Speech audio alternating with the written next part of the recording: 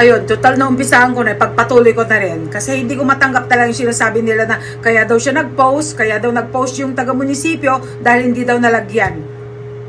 Mga putang ina, hindi lang lagay ang kailangan ibigay dyan. Kailangan bayad dahil hindi nila iginugugol yung oras nila sa'yo na libre. Samantalang kayo, kung magyabang kayo kung kani-kanino, kahit magkano ibinibigay nyo kuning-kuning para lang kayo, ay titingalain o kaya sasambahin na parang Diyos. Punyeta kayo. Pagkatapos duduruin yung tao. Kung tutuusin, ha? Kung nagbigay man kayo, totoong nagbigay kayo ng 3,000 pues, obviously, wala siyang natanggap. Oh, ba't hindi nyo na lang sila binigyan 3,000? Ha? So, ibig sabihin 3,000 para sa kanilang lahat yun. Ilan sila? Ang cheap nyo, ha? Putang ina, samantalang nagbibigay kayo ng magkano kung kani-kanino dyan. Tapos mamayit-maya, pupunta kayo sa kalsada, hindi nyo alkalain na yung mga ginagawa yung gano'n, ikakapahamak, ikakamatay, ikakasagasa, o kaya ikakabangga ng mga taong nag-aagawan, o kaya kung ano-ano yung pinapaabot nyo doon. Sa kalsada yun. Sa palagay nyo ba yung mayor na yun, bago siya inihalal? Ha? Ganun ba ang ginawa niya? Ganun ba talaga ang ginawa niya talaga na ehemplo o kaya example para siya ay iboto? Mang punyeta kayo, hindi kayo kailangan ni Mayor. Si Mayor kayang-kaya niya yung mga tao na yan. Kayang-kaya niyang mabigyan sila ng kung anong pangangailangan nila. Hindi katulad nyo na kayo mismo ang pumunta doon pagkatapos guguluhin nyo, pagkatapos kung meron lang taong nagbigay talaga ng tamang opinion, dahil siya ay nagkaroon ng obserbasyon na katulad ng obserbasyon ko dahil hindi siya tangad gago. Oh, hindi lang kami.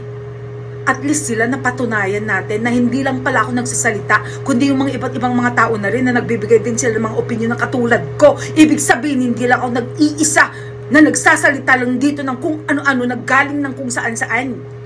Galing din ito sa mga nakikita na aming mga akto ninyo, na obserbahan namin na pagpapatunay talaga ng ginagawa nyo ay para lang sa content, para lang sa pagbablog, para lang makalikop ng pera, para lang makakuha ng mga views.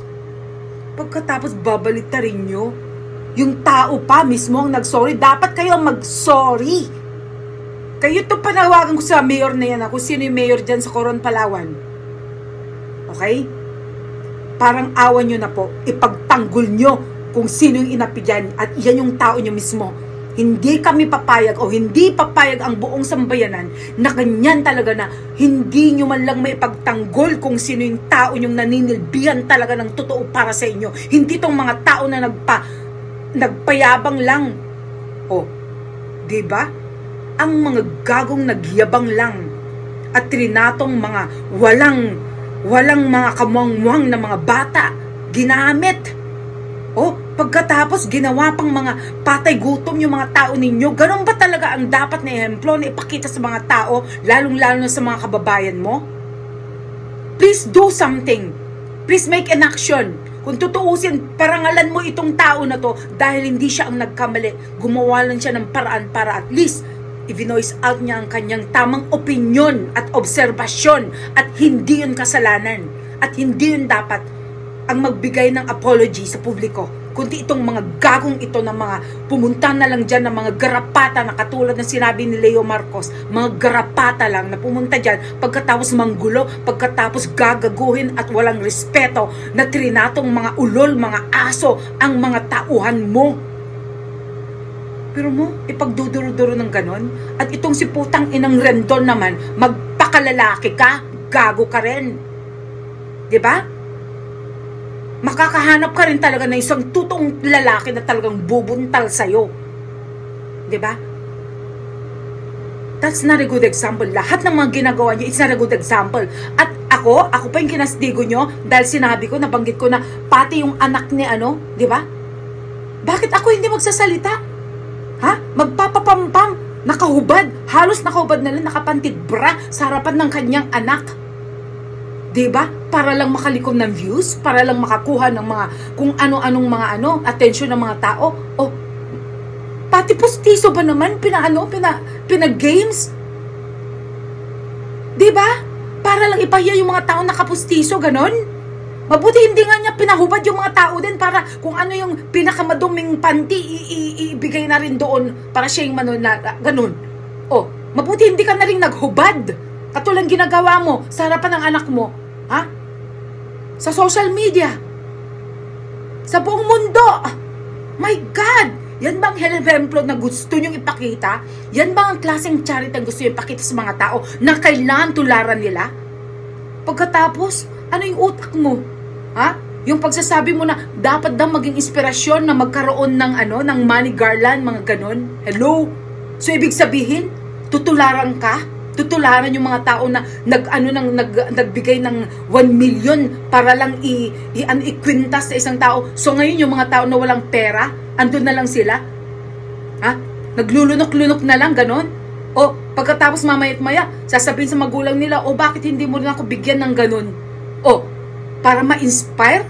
Putang ina, anong klaseng kautak yan? Ha?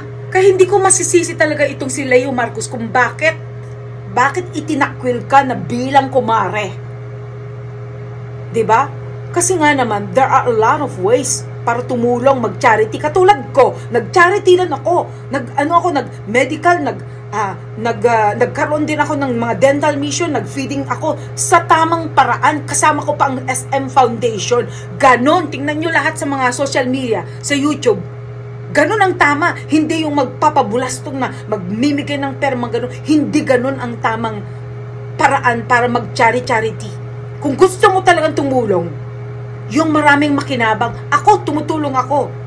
Pero kung ano lang yung kaya ko, mas maiga magbigay na lang ako ng tig-$1, at least marami yung matutulungan ko, kaysa magbibigay ako ng 1 milyon na kunong-kuno, peke naman, para lang magpabulastog at magyabang. Oh, tama ba?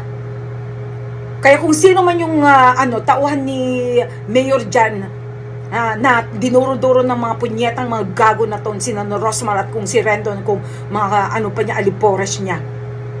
Ha? Bawiin mo yung apology mo sa public. Kung kaya ni Vice Ganda na bawiin kung ano yung public apology niya, bawiin mo din dahil hindi ako ang may kasalanan, kundi sila na mga garapatan ng lipunan. Yun lang yun.